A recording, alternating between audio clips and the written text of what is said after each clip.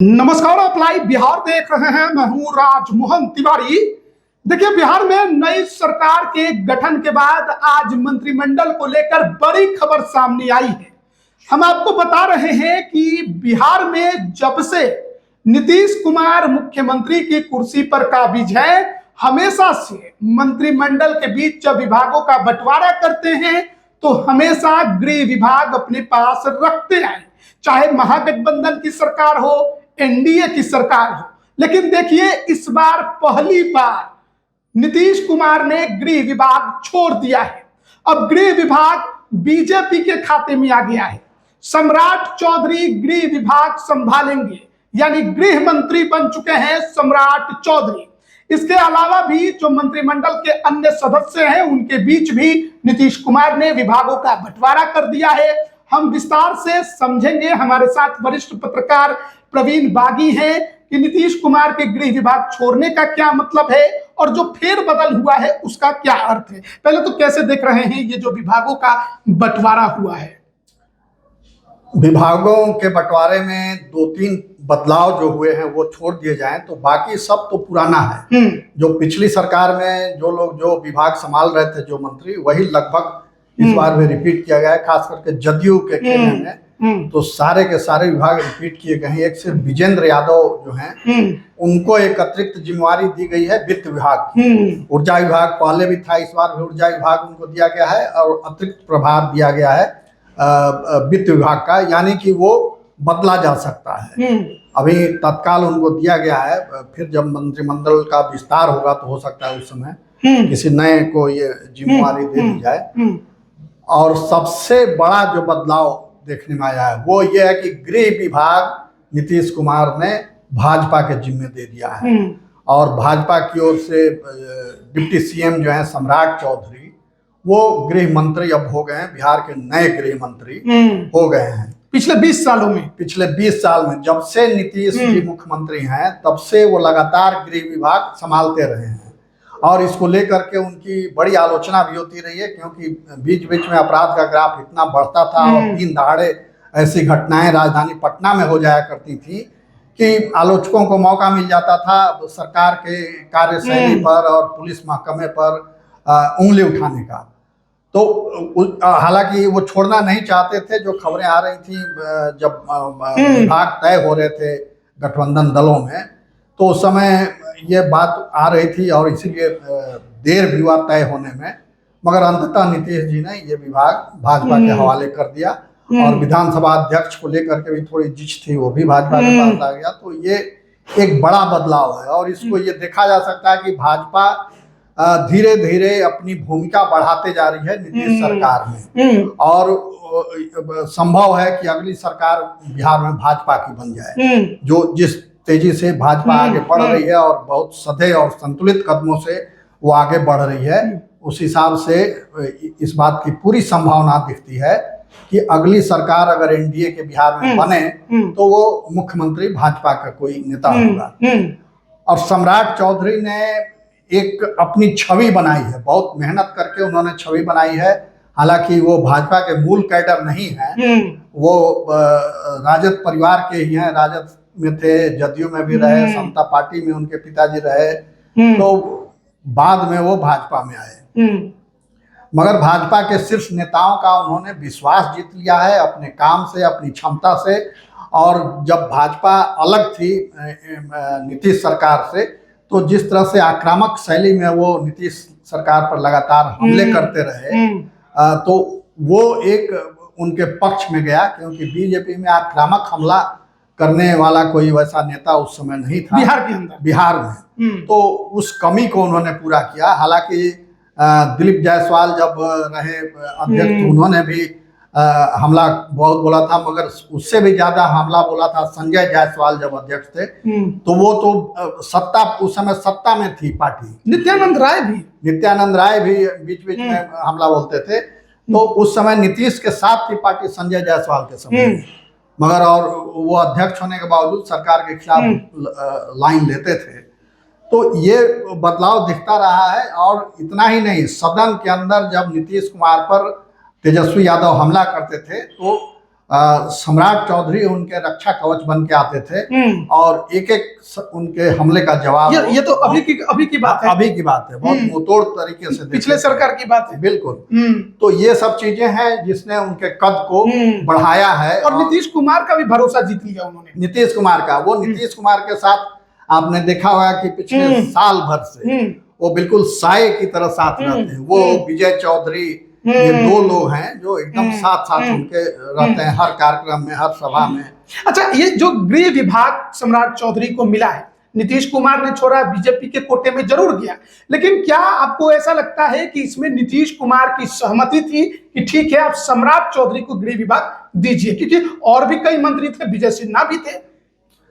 नहीं, नीतीश कुमार की इसमें सहमति लेने की जरूरत भी नहीं थी, क्योंकि जब विभाग बंट गया कि ये इस पार्टी के खाते में जाएगा, ये विभाग इस पार्टी के, तो फिर वो पार्टियां तय करते हैं कि हमारे कौन से मंत्री उसको वो विभाग चलाएंगे। लेकिन नीतीश कुमार की जो भूमिका रही है अब तक एनडीए को चलाने में, वो कह सकते हैं और कहा भी होगा। मतलब चर्चा के दौरान बातचीत हुई होगी, मगर ऐसा नहीं है कि उनकी सहमति से ऐसा हुआ। अच्छा, सहमति इतनी भर रही होगी कि उन्होंने वो विभाग बीजेपी को सौंप दिया। अच्छा। और बाकी बीजेपी ने जब तय किया कि किसको दिया जाए। अच्छा, ये गृह विभाग अब सम्राट चौधरी के अंडर में आ गया है। सम्राट चौधरी बिहार के गृह मंत्री हो गए हैं, तो अब 20 वर्षों में 20 क्या, उसके पहले भी कहिए, लालू परिवार का भी जब शासन था तब भी वो खुद ही गृह मंत्री हुआ करते थे, लालू प्रसाद भी। उस समय भी कोई अलग से गृह मंत्री नहीं होता था। राबड़ी देवी के शासन काल में भी यही होता था। तो ये 30-35 साल में पहली बार बिहार को एक स्वतंत्र गृह मंत्री मिला है। और ये इस मायने में बहुत महत्वपूर्ण है कि बिहार की छवि जो है वो ये है, हालांकि उस पर बहुत अभी कंट्रोल हुआ है, मगर फिर भी बीच बीच में ऐसी घटनाएं होती रही हैं कि वो देश भर में सुर्खियां बनती रही हैं बिहार की घटनाएं। तो वो एक बड़ी उपलब्धि के रूप में इसको देखा जाना चाहिए कि अब एक फुल टाइम गृह मंत्री बिहार में है। अब तक तो कई विभागों को चलाने वाले मुख्यमंत्री ही चलाया करते थे। अच्छा, ये नीतीश कुमार के गृह विभाग छोड़ने के पीछे का कारण क्या है? क्या बीजेपी का इतना बड़ा दबाव आ गया कि नीतीश कुमार को छोड़ना पड़ गया, या फिर अब नीतीश कुमार से उतने विभाग संभल नहीं रहे हैं? गृह विभाग बड़ा होता है, तमाम जगहों पर नजरें रखनी होती है, और सबसे बड़ी बात है क्राइम कंट्रोल में इसकी भूमिका बहुत होती है। और इन दिनों जो बिहार में क्राइम जो है, ग्राफ जो है वो बढ़ा, तो क्या नीतीश कुमार को भी लगा कि अब वक्त आ गया है कि गृह विभाग ऐसे को दिया जाए जिससे अपराधी डरे? देखिए, इसकी 2-3 वजहें हैं। एक तो सबसे बड़ी वजह तो ये है कि नीतीश कुमार अब वो पहले वाले नीतीश नहीं है, 2005 के नीतीश नहीं है। 2005 याद कीजिए तो नीतीश कुमार ने जिस खूबसूरती से बिहार में अपराध पर लगाम लगाया था, वो आज भी एक मिसाल के तौर पर याद किया जाता है। तो अब उनकी स्थिति वो नहीं है। अब वो उनकी उम्र बढ़ गई है और उतनी क्षमता नहीं है कि उतना भाग दौड़, उतनी चिंता, उतनी सोच विचार उतना कर सकें। सबसे बड़ी वजह यह है। दूसरी की भाजपा लगातार बड़ी पार्टी रही। पिछली सरकार में भी भाजपा की सीटें ज्यादा थी जदयू से, इस बार भी ज्यादा सीटें हैं, जबकि इस बार तो दोनों पार्टियां बराबर चुनाव लड़ी थी। तो ये एक वजह रही। और भाजपा ने कभी नीतीश के नेतृत्व पर ऐतराज नहीं किया। कम विधायक होने के बावजूद नीतीश कुमार जब पद छोड़ना भी चाहते थे, भाजपा को ऑफर भी किया कि मैं नहीं बनूंगा। जब 44 विधायक उनके आए थे, 42 विधायक, तब भी भाजपा ने उनको मुख्यमंत्री बनाया और नेता के रूप में उनको आगे किया। तो ये सब चीजें हैं जिनके प्रति नीतीश कुमार के मन में भाजपा के प्रति थोड़ा सा सॉफ्ट कॉर्नर जरूर ये हुआ होगा और उनको समझाया बुझाया गया होगा। दूसरे की उनको भी लगा होगा कि भाई हमारी बदनामी की एक बड़ी वजह ये होती रही है कि हम पूरा ध्यान नहीं दे पाते हैं और पुलिस विभाग फेल हो जाता है। तो वो जिम्मेवारी एक दूसरे व्यक्ति को दे दी जाए, भाजपा को दे दी जाए, तो कम से कम हमारी इमेज थोड़ी बची रहेगी, हम पर सीधा आरोप नहीं लगेगा। हालांकि सरकार के मुखिया तो हैं, तो कुछ भी होगा तो सीधे तौर पर जिम्मेवारी उनकी बनती है, मगर फिर भी एक अलग गृह मंत्री होगा तो एक रक्षा कवच उनको जरूर मिलेगा। अच्छा, सम्राट चौधरी का जो छवि है वो कड़क मिजाज वाला है और लगातार कई बार वो कहते भी रहे हैं कि अपराधियों को गोली का जवाब गोली से देंगे, गया जी में पिंडदान करेंगे। अब तो सब कुछ उन्हीं के हाथ में है। उनके लिए ये अग्नि परीक्षा का समय है। जैसे सीता को अग्नि परीक्षा देनी पड़ी थी, वैसे ही सम्राट चौधरी को अब अग्नि परीक्षा देनी पड़ेगी और तलवार की धार से गुजरना पड़ेगा। क्योंकि एनडीए में भी एक से एक बाहुबली और कुख्यात नेता हैं जो विधायक बने हुए हैं, तो उनको कैसे संभालेंगे, उनसे कैसे निपटेंगे, ये बड़ी चुनौती है। दूसरी की जो पिछले 35 साल से बिहार पुलिस की जो एक छवि बनी हुई है, और इधर हाल के वर्षों में तो बिहार पुलिस यानी पिटने वाली पुलिस, लगातार अपराधी उसको खदेड़ रहे हैं, पीट रहे हैं, मार डाला, कई जगह तो जान ले लिया अपराधियों ने पुलिस के जवान की। तो ये एक इमेज, नकारात्मक छवि बनी हुई है बिहार में पुलिस की, वो इमेज बदलनी सबसे बड़ी चुनौती होगी सम्राट चौधरी के लिए। और जैसे बगल में तुरंत लोग तुलना करते हैं कि देखिए बगल में यूपी में योगी आदित्यनाथ ने क्या कर दिया, बिहार में वैसा क्यों नहीं हो सकता है। जैसे वहां वो जो बुलडोजर इतना प्रसिद्ध हो गया यूपी में, तो यहाँ भी मांग उठती है कि बुलडोजर वाली कार्रवाई यहाँ भी होनी चाहिए। तो ये सब अब इनके जिम्मे आ गया है सम्राट चौधरी के, और ये कैसे निपटते हैं। इनका जो बयान आप बतला रहे थे अभी, वो बड़ा उस समय चर्चित हुआ था। हालांकि उस अनुकूल कोई रिजल्ट नहीं आया, मगर बयान इन्होंने दिया था कि गया जी में श्राद्ध होगा, अपराधियों का वो सतर्क हो जाएं और वो अब गोली का जवाब गोली से दोनों डिप्टी सीएम ने ये बात कही थी, मगर वैसा हुआ कुछ नहीं। अब तो गृह मंत्री अब तो उन्हीं को करना है, पूरा पुलिस महकमा आपके आदेश उन्हीं को देना है। और ऐसे अफसरों को बिहार पुलिस में और सरकार पर यह भी आरोप लगता रहा है कि जो निकम्मे पुलिस हैं, अधिकारी हैं, उनको जिलों में तैनात किया जाता है और कर्मठ और ईमानदार पुलिस अधिकारी को सचिवालय में बैठा के, पुलिस हेडक्वार्टर में बैठा के रखा जाता है। तो ये भी एक चुनौती है कि कैसे अच्छे अधिकारियों का वो चयन करते हैं। अच्छा, पुलिस महकमे में खलबली होगी कि नहीं? गृह विभाग बदल गया, सम्राट चौधरी बन गए, प्रशासनिक महकमे में चिंतन मनन इस पर चल रहा होगा कि अब कैसे गोटी से एक दूसरे के फोन का भी घंटी बज रहा होगा। और जो गोटीबाज अफसर हैं, जो मलाई खाते हैं पटना मुख्यालय में बैठ करके, उनके नींद उड़ी हुई होगी, अभी चैन छीना होगा उनका कि कैसे अब गोटी सेट होगी, कहीं ये कोई संटिंग पोस्ट में ना चले जाएं। और जो कर्मठ अफसर हैं, जो चाहते हैं कि कुछ किया जाए और बिहार को एक बेहतर पुलिसिंग यहाँ हो, वो खुश होंगे कि अब उनको मौका मिलेगा, कुछ उम्मीद होगी उनको सम्राट। बिल्कुल उनको उम्मीद बंधी होगी, मगर ये कितना कर पाते हैं, क्योंकि मुख्यमंत्री नीतीश कुमार हैं, उनका कोई हस्तक्षेप होता है विभाग में कि नहीं होता है, ये भी देखना होगा। क्योंकि नीतीश जी इस बात के लिए भी जाने जाते हैं कि वो विभागों में जो सेक्रेटरी रखते हैं वो अपनी पसंद के रखते हैं, जो सीधे उनको रिपोर्ट करते हैं। कई बार तो मंत्री तक को पता नहीं चलता है कि विभाग में क्या हो रहा है, और सीधे वो गाइडेंस उनका होता है मुख्यमंत्री से। तो ये तो सच्चाई है। उन्हीं की पार्टी के मदन सहनी मंत्री थे, उन्होंने तो इस्तीफा कई मंत्रियों ने कहा है, ये आरोप लगाया है। कितनी बार तो तबादले का फाइल लेकर जाते उसको रिजेक्ट कर देते हैं, सीधे रद्द कर देते हैं। हाँ, तो इन सब से अगर नीतीश जी बचते हैं और स्वतंत्र कार्य करने की एक तरह से कहिए कि उनको पावर देते हैं सम्राट चौधरी को, तब ये सम्राट चौधरी क्या करते हैं ये देखना होगा। नियमता तो अब जितने भी पुलिस महकमा है, बड़े अधिकारी हैं पुलिस के, वो सभी तो अब नियमता तो सम्राट चौधरी को रिपोर्ट करेंगे।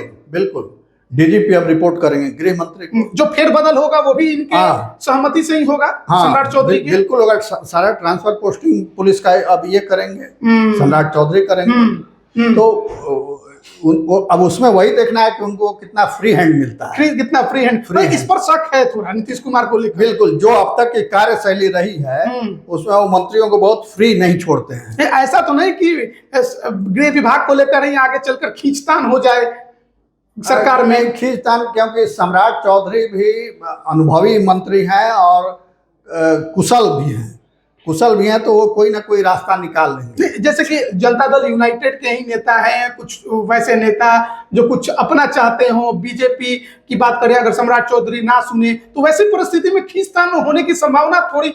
वो देखिए, राजनीति का एक हिस्सा होता है, शासन प्रशासन का वो एक पार्ट होता है, खींचतान, दबाव झेलना, और उसी में जो दबाव झेलते हुए बेहतर रिजल्ट दे दे वही तो अच्छा प्रशासक और शासक माना जाता है। तो अब ये सम्राट चौधरी की योग्यता की परीक्षा होनी है। क्यों देखिए क्या है कि नीतीश कुमार से कोई सवाल नहीं कर सकता, लेकिन सम्राट चौधरी अगर किसी की बात ना सुने तो थोड़ा लग सकता है कि हमारी बात क्यों नहीं सुनी। देखिए, विधायकों की इच्छा बहुत यही रहती है कि जिले में जो एसपी जाए वो उनकी पसंद का जाए, तो उसमें कोई बहुत बड़ी बात नहीं है। वो आप पैनल दे सकते हैं कि इन 4 में से आप एक चुनिए, वो जाएंगे आपके जिले में। मगर आप भ्रष्ट अफसर को चाहिएगा अपने जिले में ले जाना, तो वो नहीं होगा। तो ये पॉलिसी मैटर है। अब क्या पॉलिसी वो बनाते हैं ये उन पर डिपेंड करता है। अपराधियों के लिए क्या आपको लगता है कि थोड़ा उनके अंदर भी अभी घबराहट होगी? अभी घबराहट तो नहीं होगी, इनका क्या एक्शन होता है उस पर ये निर्भर करता है। योगी मॉडल क्योंकि कई डीजीपी बिहार में ऐसे आए जिनकी ख्याति रहे कि बड़े कड़क और बड़े ईमानदार अफसर रहे हैं और अपराधियों का छक्का छुड़ा देते रहे, मगर सारे के सारे, एक अभयानंद को छोड़ दीजिए, तो उसके बाद जितने डीजीपी आए सब फ्लॉप हो गए। भट्टी साहब इतना नाम था, कुछ नहीं कर पाए। अभी के जो डीजीपी हैं इनकी भी कितनी तारीफ हुई थी, कोई अपनी छाप नहीं छोड़ पाए अभी।